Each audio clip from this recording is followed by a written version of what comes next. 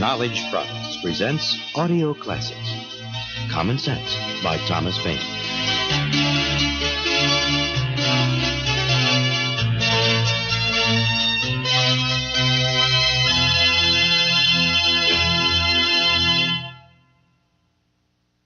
When John Adams was an old man, he wrote a famous letter to Thomas Jefferson, in which he reflected on the meaning of the American Revolution. What do we mean by the Revolution? The war? That was no part of the Revolution. It was only an effect and consequence of it. The Revolution was in the minds of the people, and this was effected from 1760 to 1775, in the course of 15 years, before a drop of blood was drawn at Lexington. Jefferson agreed that the real American Revolution was a revolution in ideas. In 1760, when George III ascended the throne of England, American colonists were loyal subjects. Within 15 years, however, many colonists were willing to fight against British rule. This transition from loyalty to rebellion was facilitated by a tremendous outpouring of political literature in the American colonies, mainly in the form of pamphlets. Hundreds of pamphlets were published, and they found eager readers among virtually every segment of the colonial population, from farmers to merchants. The arguments contained in these pamphlets were vital to the revolution in ideas. Among these pamphlets, none had a more dramatic effect than Thomas Paine's Common Sense, published in January of 1776. The impact of Common Sense was astonishing.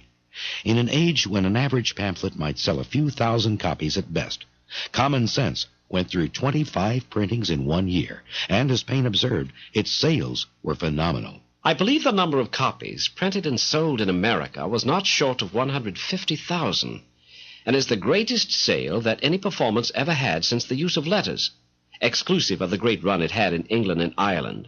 Common Sense was destined to become a classic.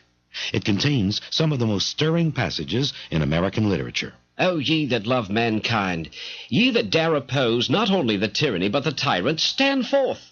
Every spot of the old world is overrun with oppression. Freedom hath been hunted round the globe. Asia and Africa have long expelled her. Europe regards her like a stranger, and England hath given her warning to depart. Oh, receive the fugitive, and prepare in time an asylum for mankind. Common Sense converted thousands of Americans to the cause of independence. Declared a Connecticut man, "This pamphlet may justly be compared to a land flood that sweeps all before it.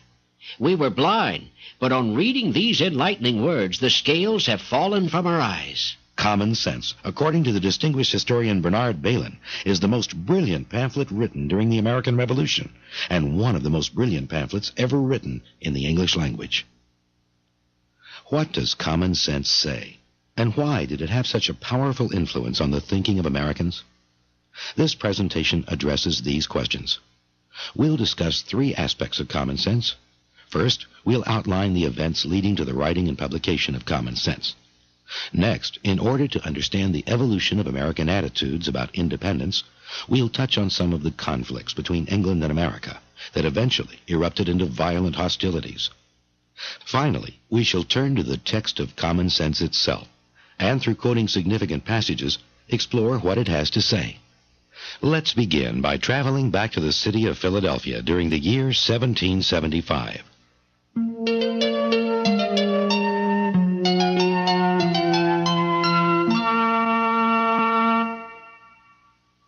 Philadelphia, although tiny by modern standards, was the largest city in the American colonies. It was a center of science and culture, boasting an impressive number of bookshops. And it was in one of these bookshops that a happenstance meeting led eventually to the writing of Common Sense. Benjamin Rush was a prominent physician in Philadelphia who liked to visit bookshops. A good place to browse was Robert Aitken's bookstore and printing shop. Aitken was a well-known printer, and his shop was noted for its books defending American liberty. On a fateful day early in 1775, Benjamin Rush visited this store and was introduced to an Englishman in Aitken's employ. This Englishman had arrived in Philadelphia the previous year with letters of introduction from Benjamin Franklin. The Englishman's name was Thomas Paine. Thomas Paine emigrated from England after trying his hand at various occupations, from corset maker to tax collector. In America, he hoped to establish a school for young ladies. Instead, he accepted Aitken's offer to edit a journal called the Pennsylvania Magazine. I brought with me letters of introduction from Dr. Franklin. The terms of Dr. Franklin's recommendation were a worthy, ingenious gentleman, etc. My particular design was to establish an academy on the plan they are conducted in and about London, which I was well acquainted with. I came some months before Dr. Franklin and waited here for his arrival. In the meantime, a person of this city desired me to give him some assistance in conducting a magazine. The work turned out very profitable. Benjamin Rush took a liking to Thomas Paine, especially after reading an article by Paine attacking slavery. Paine was a talented writer, and like Rush, he favored American independence. The Continental Congress was currently meeting in Philadelphia, so the city was buzzing with political activity. A forceful argument for independence presented now would be especially well-timed, because it might win over some of the many delegates who longed for reconciliation with England. Benjamin Rush had considered publishing a defense of American independence, but he abandoned the idea. Why? Because, in his words, he shuddered at the prospect of the consequence of its not being well received. Independence was a radical cause, so Rush feared his business would suffer if he defended it publicly. He had previously taken up another unpopular cause by calling for the abolition of slavery, only to see his medical practice plummet. But here was Thomas Paine, an Englishman new to the colonies, who had far less to risk in the way of reputation and job security. So Rush suggested that Paine write the pamphlet instead. Here is how Rush recalled the conversation. I mentioned the subject of independence to Mr. Paine and asked him what he thought of writing a pamphlet upon it. I suggested to him that he had nothing to fear from the popular odium to which such a publication might expose him, for he could live anywhere, but that my profession and connections, which tied me to Philadelphia, where a great majority of the citizens and some of my friends were hostile to a separation of our country from Great Britain, forbade me to come forward as a pioneer in that important controversy. He readily assented to the proposal, and from time to time he called at my house and read to me every chapter of the proposed pamphlet as he composed it. Thomas Paine began work on Common Sense in November of 1775. He solicited advice from Sam Adams and others, but accepted only one suggestion of any consequence. Paine wished to call the pamphlet Plain Truth. Benjamin Rush suggested Common Sense instead, and Paine immediately agreed. Finding a printer for Common Sense was not easy. Rush suggested Robert Bell, a printer who favored independence. Bell was a peculiar recommendation in some ways, especially for the straight-laced Benjamin Rush, for Bell openly flouted conventional moral standards. He kept a mistress, fathered an illegitimate daughter, and made no attempt to hide the scandal. But while disapproving of Bell's lifestyle, Rush said that on the subject of independence, Bell was as high-toned as Mr. Paine. Thomas Paine, like many writers, soon fell out with his publisher. Paine wished to donate his profits from the sale of Common Sense to American soldiers fighting in Canada. After giving these instructions to Bell, Paine became convinced his publisher had double-crossed him. The first edition was printed by Bell on the recommendation of Dr. Rush.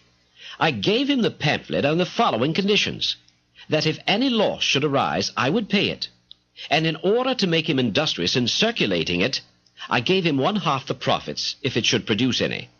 I gave a written order to Colonel Joseph Dean and Captain Thomas Pryor, both of this city, to receive the other half, and lay it out for mittens for the troops that were going to Quebec.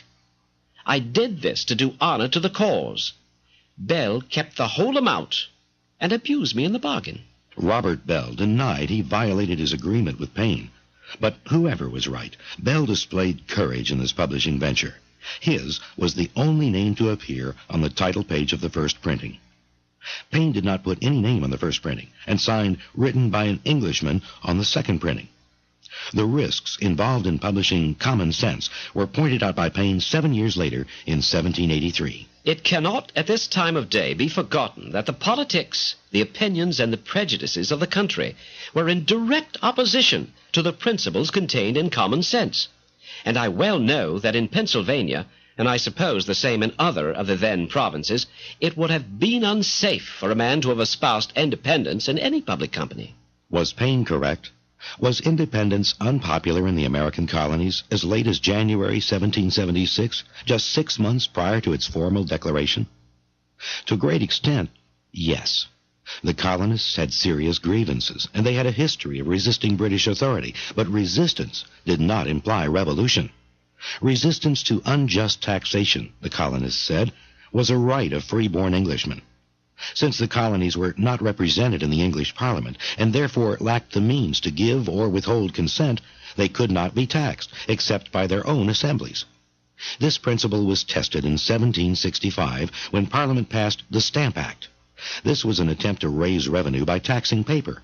All bills of lading, legal documents, newspapers, and so forth had to carry a special stamp indicating payment of the required taxes. The Stamp Act triggered organized resistance in America. The tactics of resistance included petitions, economic sanctions against England, and occasional mob violence. Internal British politics unrelated to the Stamp Act aided the American cause. A power shift in 1766 placed Lord Rockingham at the head of the British ministry. Rockingham opposed the Stamp Act, and he was supported by English merchants suffering from the colonial boycott of English goods. Parliament repealed the detested Stamp Act, while insisting this did not undercut the principle involved. Parliament retained the right to tax the colonies in theory, even if that right was not exercised in practice.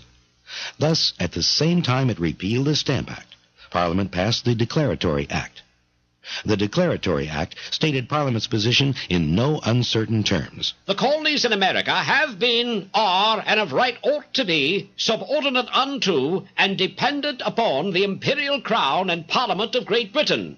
The King's Majesty, by and with the advice and consent of the Lords Spiritual and Temporal, and Commons of Great Britain, in Parliament assembled, had, hath, and of right ought to have, full power and authority to make laws and statutes of sufficient force and validity to bind the colonies and people of America, subjects of the Crown of Great Britain, in all cases whatsoever. When news of the Stamp Act's repeal reached America, the colonists were jubilant.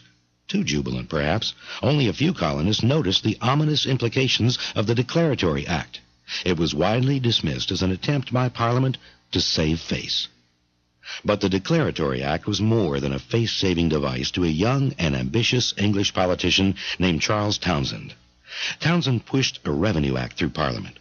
This act taxed various commodities entering the colonies, including glass, paper, and tea. Townshend predicted an annual revenue of £40,000 sterling from this measure, which could be used to pay the salaries of royal officials stationed in America. This money would not materialize from a mere decree of Parliament, however. Money had to be collected in American ports, so Townshend strengthened the power of customs officials. Smuggling, above all, had to be severely curtailed. Smuggling was the weak link in any effort by England to tax colonial imports. Did Parliament have the theoretical right to tax the colonies? The two sides could argue until they were blue in the face, but as a matter of hard fact, a tax on imports raised the price of those commodities. This created a profit opportunity for smugglers who could evade duties and sell the same goods for a cheaper price. Smuggling was widespread, not only in the colonies, but in England as well. Consider the importation of tea into England, which was monopolized by the East India Company. This company enjoyed the legal privilege to import tea, a privilege denied by the English government to other merchants. Without fear of competition, the East India Company could charge high prices, but the government naturally wanted its share of the take, so a heavy tax was placed on all imported tea. In theory, this cozy arrangement between government and business should have reaped handsome profits for both parties at the expense of hapless consumers, and it did for a while. But trade has a way of finding its own channels. Smuggling became a major occupation of many villages dotting the English coastline. By the early 1760s, over half of England's tea, £7 million each year, entered the country illegally through smuggling. If the British government could not stop smuggling at home, the prospect of stopping it in the colonies, 3,000 miles away, was bleak indeed. Customs officials in America were bribed by smugglers to look the other way. If an official took his job seriously enough to apprehend a culprit, he then had to contend with the unruly Americans who saw their smugglers as heroic defenders of free trade. Colonial courts usually acquitted the smuggler, returned his confiscated goods, and fined the customs official for any damages. In 1770, a frustrated customs agent tried to explain his predicament to the British government. In this country, an officer of the customs ought to see his way very clear before he ventures to make a seizure, because he is sure of having every possible difficulty thrown in his way. He is looked upon as an enemy to the community and treated accordingly. And whether he succeeds or not, he's sure never to be forgiven, and thinks himself fortunate if his punishment is deferred to a future day. When new commissioners arrived in America to enforce the Revenue Act, they did not expect to be welcomed with open arms. The collector for the Port of Boston, Joseph Harrison, described his concern. I was full of apprehensions that some tumults and riots would be raised here on the arrival of the new commissioners of the customs. No open violences had been committed on that occasion, but the people contented themselves in venting their ill humours and rancour against the late parliamentary regulations in abuse and invective only. Since then, a dangerous and seditious combination has been formed to resist the execution of those acts of Parliament, and indeed of all others that impose any duties payable in the colonies.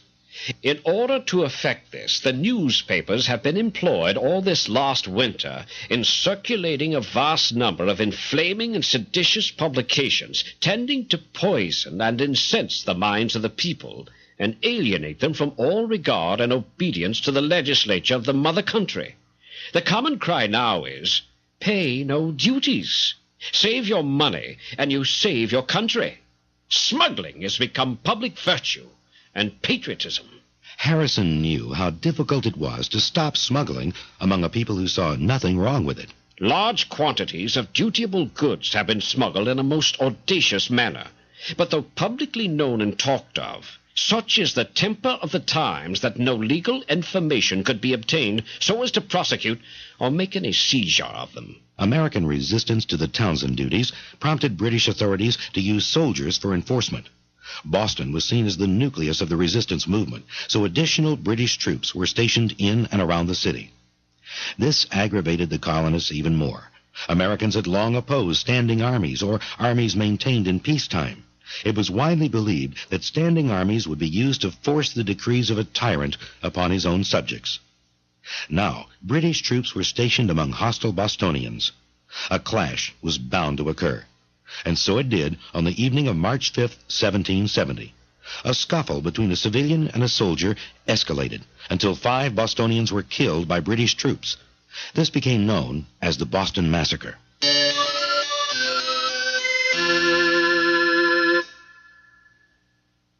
Had the British government toughened its policy after the Boston Massacre, a full-scale revolution might have erupted 5 years earlier than it actually did. But a new prime minister, Lord North, called for the repeal of the Townsend duties, and he promised not to impose other duties during his administration. This conciliatory gesture appeased most Americans, and it halted the momentum of the resistance movement. When we say that Parliament repealed the Townsend duties, we should note an important and ultimately fatal exception. Lord North wanted to retain the duty on tea. This duty was quite small, so it promised little revenue even in ideal circumstances. But the circumstances in America, as usual, were far from ideal. The Americans continued their smuggling ways and satisfied much of their tea habit with illegal Dutch tea. If the duty on tea yielded so little money, why did Lord North want to keep it? As a symbolic measure, essentially. We have seen how the Declaratory Act, following the repeal of the Stamp Act, was an assertion of Parliament's right to tax. The tea duty was retained for a similar reason. It was to remind the colonists who was boss, even if the boss backed down.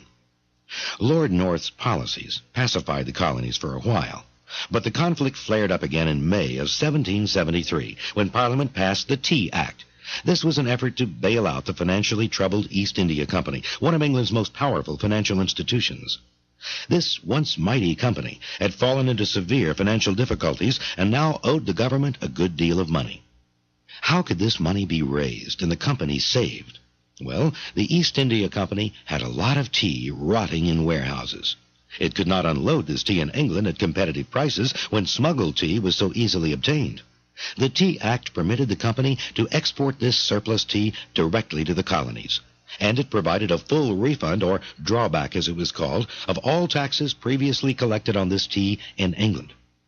The drawback of duties on exported tea meant the East India Company could sell its tea very cheaply in America, perhaps even undercutting the price of smuggled Dutch tea. Surely the colonists, who loved their tea like all good Englishmen, would welcome this lower price. The Tea Act attracted little attention when it passed. There was little concern among members of Parliament about its consequences, and it might have had no effect at all if a rather technical point about the measure had been decided differently. Parliament agreed that the East India Company would get a drawback on tea duties collected in England. But what about the small duty collected in American ports? That symbolic remnant of parliamentary authority. Should the company be exempt from this duty as well? The East India Company wanted exemption, and not just for financial reasons. It wanted to steer clear of any conflict between America and Britain. How would Americans feel when this monopoly company willingly paid duties in American ports? Some far-sighted members of Parliament recommended collecting the tax in England instead of America, thus avoiding the wrath of irate colonists. But Lord North wanted none of this. The tea duty was a symbol of British authority, and it would be collected from all importers of tea into the colonies, including the East India Company. This was the most disastrous decision of Lord North's political career, and it was one of the most disastrous decisions in England's history as an imperial power. Leaders of the colonial resistance movement looked beyond the lure of cheaper tea to the political implications of the Tea Act. They didn't like the idea of a monopoly company gaining a foothold in America and didn't want a dangerous precedent to be set. If Americans looked the other way, while the East India Company paid duties in American ports, they would, in effect, be conceding the right of Parliament to tax. Additional taxes based on the East India precedent were sure to follow, thereby endangering the principle for which colonists had struggled since 1763. As one influential writer of the time put it, "Let the right be once fixed and established, it will be very easy to keep adding tax to tax, till the loads grow so heavy and are so fast bound that we can never shake them off." The Tea Act was a test. Would Americans contentedly sip their cheaper tea while surrendering their rights to Parliament? The Declaratory Act once again reared its ugly head. In 1782, as Thomas Paine looked back on the events leading to war with England, he saw a clear connection between the Declaratory Act of 1766 and the Tea Act of 1773. The Stamp Act, it is true, was repealed in 2 years after it was passed, but it was immediately followed by one of infinitely more mischievous magnitude. I mean the Declaratory Act, which asserted the right, as it was styled, of the British Parliament to bind America in all cases whatsoever. If then the Stamp Act was an usurpation of the Americans' most precious and sacred rights, the Declaratory Act left them no rights at all, and contained the full-grown seeds of the most despotic government ever exercised in the world. It placed America not only in the lowest, but in the basest state of vassalage, because it demanded an unconditional submission in everything. There is no despotism to which this iniquitous law did not extend. It stopped nowhere. It went to everything. It took in with it the whole life of man, or if I may so express it, an eternity of circumstances. It is the nature of law to require obedience, but this demanded servitude. And the condition of an American, under the operation of it, was not that of a subject, but a vassal. Paine insists that Americans objected to the Tea Act not because of the amount of the duty, large or small, but because of the principle involved. It was the principle, of which the tax made but a part, and the quantity still less, that formed the ground on which America resisted. American compliance with the Tea Act would have meant capitulation to the Declaratory Act. The tax on tea was neither more nor less than an experiment to establish the practice of a declaratory law upon, modelled into the more fashionable phrase of the universal supremacy of Parliament. For until this time the declaratory law had lain dormant, and the framers of it had contented themselves with barely declaring an opinion. Therefore, the whole question with America, in the opening of the dispute, was, shall we be bound in all cases whatsoever by the British Parliament, or shall we not? For submission to the Tea or Tax Act implied an acknowledgment of the Declaratory Act, or in other words, of the universal supremacy of Parliament, which, as they never intended to do, it was necessary they should oppose it in its first stage of execution. Seaport towns passed resolutions against the Tea Act and pressured colonial agents of the East India Company to resign their posts. This worked in Philadelphia and in New York, but not in Boston, where two of the agents were sons of the Massachusetts governor, Thomas Hutchinson. Hutchinson had been fighting the resistance movement for years, and he hated it passionately. Some years before, during resistance to the Stamp Act, Hutchinson had seen protesters demolish his beautiful house, brick by brick, so he was in no mood to capitulate. And though the self-righteous governor would deny he was motivated by anything except the highest sense of duty, we should keep economic realities in mind. Thomas Hutchinson had a considerable fortune invested in East India Company stock, nearly 4,000 pounds sterling. In addition, his yearly salary as royal governor, around 1,500 pounds sterling, came from tea duty revenues. It is safe to say that when it came to collecting the duties on East India tea, there was a happy coincidence between the governor's service to his country and the governor's service to himself. 3 ships arrived in Boston Harbor with East India tea, and Hutchinson was determined to see the tea unloaded and the duties paid. Bostonians were equally determined to prevent the tea from coming ashore. The ships were permitted to unload all of their cargo except tea. Bostonians demanded the ships return to England with their tea, and they posted local militia to guard against secret unloading. But the vessels couldn't leave, even if their captains wanted them to. Governor Hutchinson would not permit it. The ships had officially docked and were recorded in the customs log. They could not depart until all duties had been paid, including the duties on tea. This standoff would end in 20 days. After this time, any commodities with unpaid duties were subject to confiscation and sale by the government. After December 16, 1773, the tea was due to be seized, which meant unloading would be enforced by British soldiers. Governor Hutchinson was just hours away from a victory over his opponents, but on the evening of the 16th, after Hutchinson refused a last-minute plea to allow the ships to leave, Bostonians struck with the famous Boston Tea Party. Around 200 men, dressed as Indians, boarded the ships and threw overboard 342 chests of tea valued at 9,000 pounds sterling. As these men went to work, quietly and systematically, a large crowd of supporters, some 8,000 strong, looked on. Years later, a participant in the Boston Tea Party recalled some of its details. It was now evening, and I immediately dressed myself in the costume of an Indian, equipped with a small hatchet, which I and my associates denominated the tomahawk, with which, and a club, after having painted my face and hands with coal dust in the shop of a blacksmith, I repaired to Griffin's Wharf, where the ships lay that contained the tea.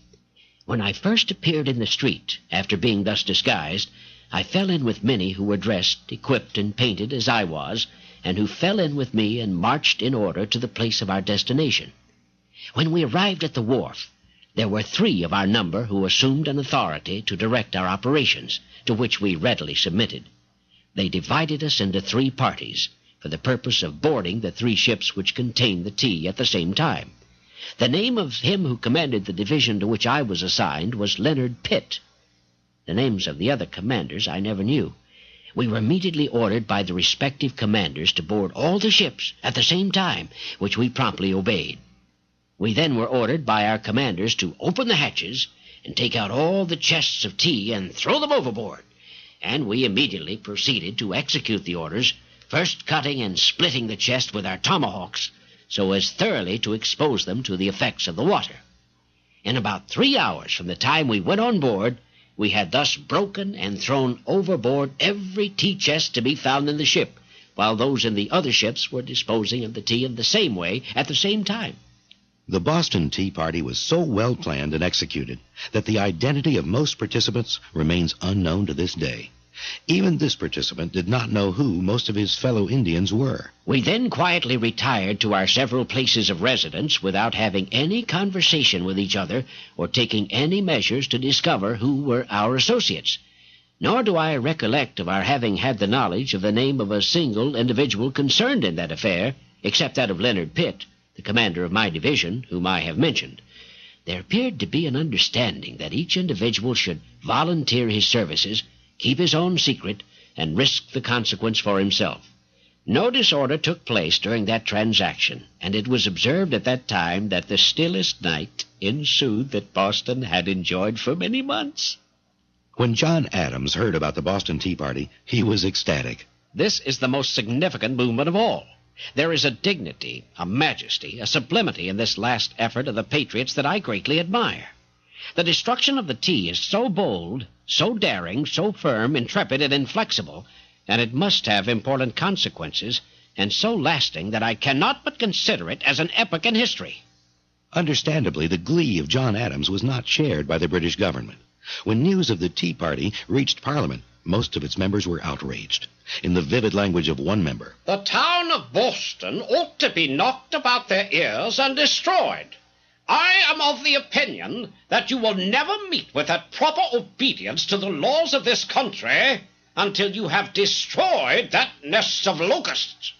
Lord North indignantly recounted the crimes of America to his outraged colleagues. It was time for these lawless rebels to feel the fist of British might. "The Americans have tarred and feathered your subjects, plundered your merchants, burnt your ships, denied all obedience to your laws and authority.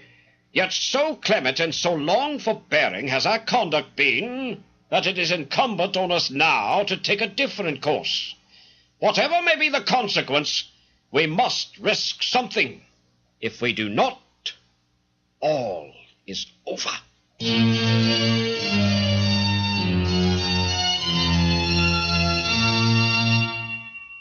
In response to the Boston Tea Party, Parliament passed 4 bills known as the Coercive Acts. The Americans called them the Intolerable Acts. The port of Boston was closed until reparations were paid and until Bostonians showed proper respect for law and order. A military governor, General Gage, replaced the civilian Thomas Hutchinson. Plans were made to beef up the British military in Massachusetts, and civilians were required to provide lodging for soldiers if barracks were unavailable. The Charter of Massachusetts was revoked, and the power to appoint local officials reverted to British authorities. Then, to add insult to injury, if a British official killed someone in the line of duty, he was not to be tried in a provincial court where the jury might prove unsympathetic to the cause of law and order. He could be tried in England instead. The Intolerable Acts effectively placed Massachusetts under martial law. The English government clearly meant business.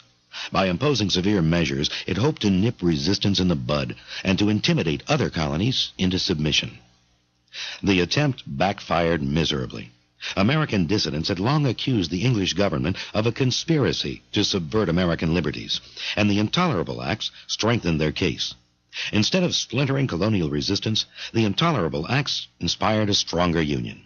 56 delegates from 12 colonies convened in Philadelphia on September 5, 1774, to consider appropriate action. This was the First Continental Congress. We see that many colonists were willing to resist British authority in 1774 by force if necessary. So what did Thomas Paine mean when he said that independence was an unpopular measure in early 1776? Resistance is one thing, but revolution is another thing entirely. At least this is how Americans saw the matter. Many colonists resisted British law, but they justified this resistance on constitutional grounds in the name of the British Constitution. Now, England did not have a constitution in the sense that we understand the word today. It did not have a written document accompanied by a Bill of Rights. By appealing to the British Constitution, the colonists were referring to various traditions and precedents in English law. Most delegates at the First Continental Congress believed Parliament had acted unconstitutionally, but few delegates were willing to renounce allegiance to the British Crown. Indeed, while denouncing Parliament, colonists were falling over one another to declare loyalty to the king. Independence, if considered at all, was a last resort. A common view was that expressed by James Wilson, a Scotch-Irish lawyer who had arrived in the colonies in 1765. In a pamphlet published in the summer of 1774, Considerations on the Authority of Parliament, Wilson justified opposition to the Intolerable Acts by appealing to the British Constitution. "It is repugnant to the genius of the British Constitution that the colonies should be bound by the legislative authority of the Parliament of Great Britain." Only those represented in Parliament, according to Wilson, fall under its jurisdiction, and the colonies were not represented. But allegiance to the king is another matter. It depends not on representation, but on the protection provided by the king for his subjects. The colonists ought to be dependent on the king because they have hitherto enjoyed and still continue to enjoy his protection. Allegiance is the faith and obedience which every subject owes to his prince, Every subject, as soon as he is born, is under the royal protection and is entitled to all the advantages arising from it. He therefore owes obedience to that royal power from which the protection which he enjoys is derived. Many colonists agreed with Wilson that monarchy is legitimate so long as the king protects his subjects. There was some wishful thinking operating here. The colonists believed in a tacit agreement, an implied contract, so to speak, underlying the authority of the king.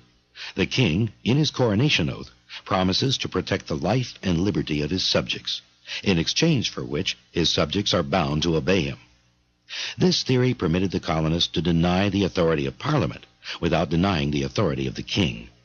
But the same theory had another implication, one far more radical. If monarchical authority is conditional, if it depends on the king keeping his side of an agreement, then it is possible for the king to default on his obligation and thereby free his subjects from the duty of obedience. The Continental Congress did not surrender to the coercive acts. It declared them unconstitutional, called for economic sanctions against Britain, and suggested that Massachusetts form its own government and make military preparations. These measures were justified in the name of the British Constitution.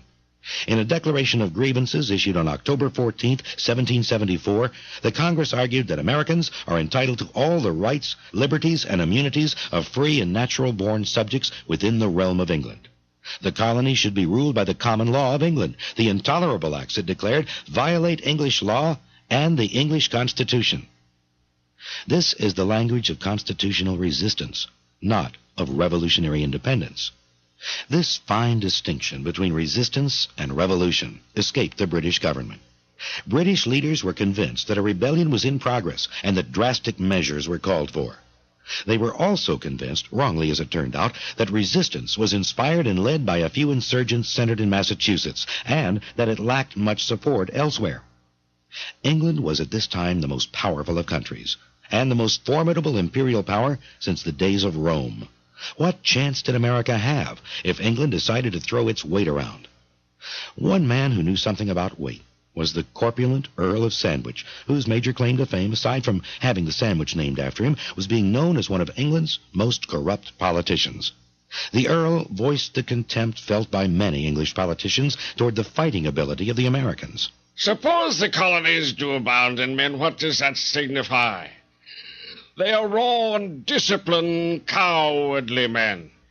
I wish instead of 40 or 50,000 of these brave fellows, they would produce in the field at least 200,000. The more the better. The easier would be the conquest. If they did not run away, they would starve themselves into compliance with our measures. Are these the men to fright us from the post of honor? Believe me, my lords, the very sound of a cannon would carry them off as fast as our feet could carry them. Surely a decisive military action by well-trained British troops would crush the rebellion in its embryonic stage. Accordingly, Massachusetts was declared to be in a state of rebellion, and General Gage, military governor of Massachusetts, was ordered to restore the vigor of government through military action. Within days of receiving this order, General Gage dispatched 700 soldiers to capture military supplies stored at Concord. They were also told to arrest John Hancock and Sam Adams, the two notorious ringleaders of rebellion. On April 19, 1775, these troops encountered colonial Minutemen at Lexington, and 8 Americans were killed. More fighting occurred on the way to Concord, and the British suffered severe casualties on their return to Boston as colonists fired at them from behind rocks, trees, and bushes.